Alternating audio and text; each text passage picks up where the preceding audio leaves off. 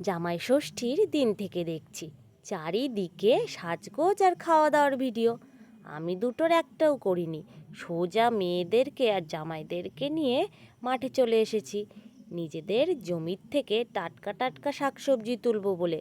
এই সবজিগুলো দিয়েই তো বাড়িতে রান্না হবে। ক্ষেতের ভালো ভালো সেরা সবজিগুলো তুলে নিলাম। যতই হোক জামাই খাবে বলে কথা। আমার পিসেমশাইরা কিন্তু আমাকে শাশুড়ি মা বলেই ডাকেন।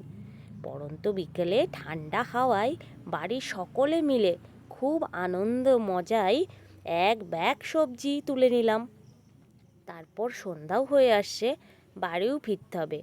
পরিবারের সকলে একসঙ্গে থাকলে সময়টা যে কখন কেটে যায় সত্যিই বোঝা যায় না। তারপর আমরা সকলে আনন্দ করে মজা করে সবাই আবার বাড়ি ফিরে আসলাম।